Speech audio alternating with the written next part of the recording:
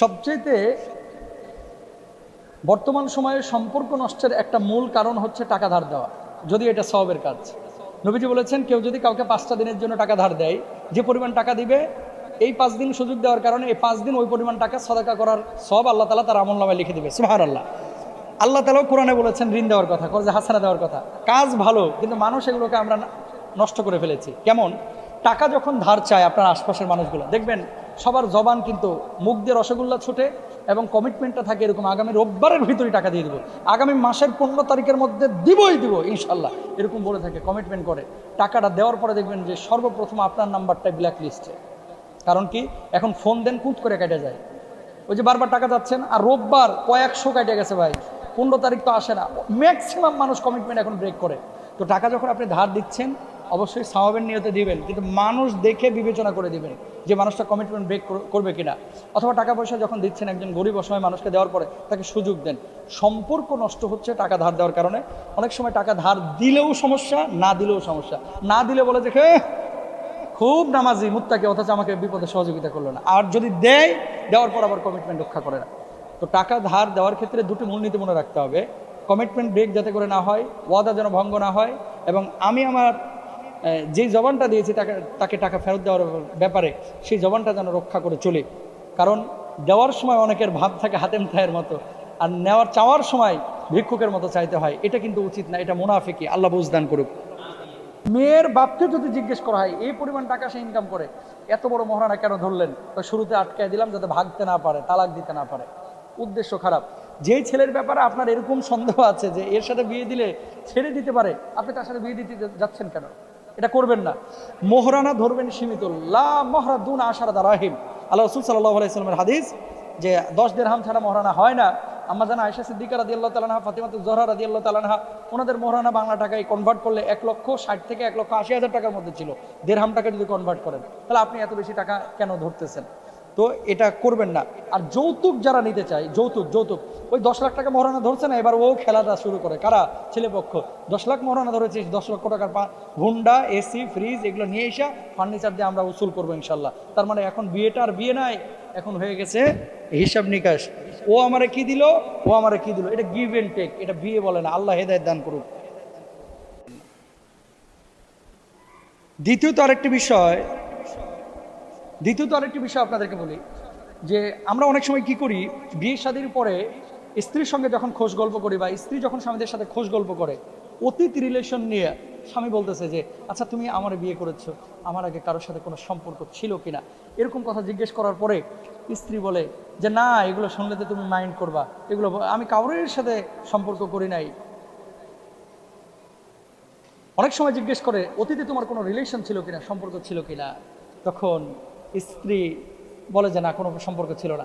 স্বামী আরেকটু বাড়ায় বলে যে বলো কোনো সমস্যা নাই, আমি কিচ্ছু মনে করবো না। এবার স্ত্রীও বলো, আমি যদি বলি তুমি কি তাহলে বলবা?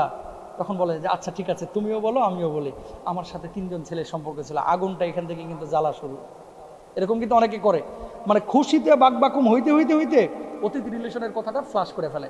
স্বামীও করে, স্ত্রীও করে। এরপরে স্বামী শুয়া ল্যাপের নিচে, কম্বলের নিচে চিন্তা করতেছে এই 3জন ছেলে কি আবার এর ভোগ করছে, এর সাথে কোনো আজে বাজে সম্পর্ক ছিল কিনা। বউ চিন্তা করতেছে, তার মানে 7-8টা মেয়ে ওর পিছনে ঘুরতো, এদের সাথে কোন পার্কে কখন ঘোরাফেরা করেছে। শয়তান তখন ওখানে ঘি ঢালে, আরো জ্বালাতন তৈরি করে। তারপরে কি লাস্টে সকালবেলা উঠে মারামারি। ও মনে তো করেছিলাম ভালো, এখন তো দেখি পুরাই একেবারে নকল মাল। বাস শুরুটা এভাবে হয়ে যায় মারামারি। অতীত রিলেশন সম্পর্কে যে পাপগুলো করেছেন, খবরদার কোনো স্বামীর সাথে শেয়ার করবেন না, কোনো স্ত্রীর সাথে কোনো স্বামীও শেয়ার করবেন না। আল্লাহ বুঝদান করুক। মানুষ যদি আপনাকে ঠগায় কখনো আঘাত নেবেন না, কারণ মানুষ বড় নেমু খারাপ, মানুষ বড় গাদ্দার। মনে রাখবেন, সব মানুষ পৃথিবীর একত্রিত হয়ে যদি আপনার ক্ষতি করতে চায়, কেউ আপনার ক্ষতি করতে পারবে না যদি আল্লাহ না চায়। মানুষ মানুষকে ঠগাইতে পারে, সন্তান বাবাকে ঠগাইতে পারে, বাবা সন্তানকে ঠগাইতে পারে, স্বামী তার স্ত্রীকে ঠগাইতে পারে। আল্লাহ কখনো তার বান্দাকে ঠগান না, কখনো না। আল্লাহ কখনো তার বান্দাকে ঠগান না। বরং ডাকার মতো যদি ডাকেন, আল্লাহকে বলার মতো যদি বলেন, সে আল্লাহ সুবহানাহু ওয়া তাআলা আপনার ডাকে সাড়া দেবেন। আপনি মনে করছেন যে এত ডাকলাম আল্লাহ তো সাড়া দিচ্ছে না, কে বলছে দেয় নাই? কিছু সময় এটা আপনি বুঝতেছেন ভুল। একটা সময় ধরেন আপনি যখন আপনার বয়স 7 বছর 8 বছর ছিল, 5টা টাকা পাইলে মনে করতেন লাইফের এটাই সবচেয়ে সুখের মুহূর্ত, কারণ 5 টাকা দিয়ে এখন একটা আইসক্রিম কিনে খাবো। কিন্তু ওই সময় যদি 5 কোটি টাকা আপনারা দেওয়া হতো, 5 কোটি টাকার ঘর আপনি সামলাইতে পারতেন না। এই 5 কোটি টাকা আপনি কি করবেন, তাই না? আপনি কখন কোনটা আপনার জন্য প্রয়োজন এবং কোনটা কখন আপনাকে দিলে আপনি এটাকে যথাযথভাবে কাজে লাগাইতে পারবেন, এটা আপনিও জানেন না, আমিও জানি না, জানে কে? আল্লাহ সুবহানাহু ওয়া তাআলা। সুতরাং আল্লাহকে ডাকেন, আল্লাহর সাথে বোঝাপড়া করেন, শুধু রিজকের পেছনে না ছুটে রিজিকের মালিকের পেছনে ছুটেন। পৃথিবীতে কে কষ্ট দিল, কে আপনার তিরস্কার করলো, কে আপনাকে হিংসা করলো, কে অহংকার করলো, কে পেছন থেকে টেনে ধরলো, গণার টাইম নাই, দেখার টাইম নাই। আমার বোঝাপড়া হবে আল্লাহর সাথে। আল্লাহ যদি আমার প্রতি খুশি থাকে, আমি পৃথিবীতে সফল। আল্লাহ বুঝদান করুন। আমাদের এই বাংলাদেশের সবচেয়ে বড় সমস্যা হচ্ছে স্বামী এবং তার স্ত্রী সেরা স্বামী সেরা স্ত্রী হিসেবে মেনে নিতে পারে না। প্রত্যেকটা স্বামী যদি তার স্ত্রীকে মনে করতো যে আমার স্ত্রীটা হচ্ছে পৃথিবীর সেরা স্ত্রী, আমার স্ত্রীটা হচ্ছে পৃথিবীর সেরা আদর্শবান স্ত্রী, প্রত্যেকটা স্ত্রী যদি মনে করতো যে আমার স্বামীটা হচ্ছে পৃথিবীর সেরা স্বামী, আমার স্বামীটা হচ্ছে পৃথিবীর শ্রেষ্ঠ স্বামী, আমার স্বামীর চাইতে এত সুন্দর এত ভালো লোকের কোনো স্বামী নাই, এত ভালো মুআদ্দাব আদর্শমান কোনো স্বামী নাই, তাহলে এই পৃথিবীটা সুন্দর হয়ে যেত। ওই স্বামী কখনো আরেকজন নারীর দিকে তাকাইতো না, ওই নারী কখনো আরেকজন স্বামীর দিকে তাকাইতো না। কেন বলতেছি? এই আমাদের সমাজে যখন মানুষ হতাশা কখন তাদের ভিতরে থাকে খেয়াল করেন, যখন মনে করে যে ইস আমার স্বামীটা এরকম দেখতে হলো না, যদি ইন্ডিয়ান নায়কদের মতো হতো, ইস আমার বউটা যদি ইন্ডিয়ান নায়িকাদের মতো হতো, এরকম একটা চিন্তা চেতনা, ইস আমার বউটা যদি সিরিয়ালের নায়িকাদের মতো হতো, নাটকের নায়িকাদের মতো, ইস এরকম একটা আকাঙ্ক্ষা আশঙ্কা যখন থাকে, তখনই কিন্তু ভিতরে পাপ ঢুকে।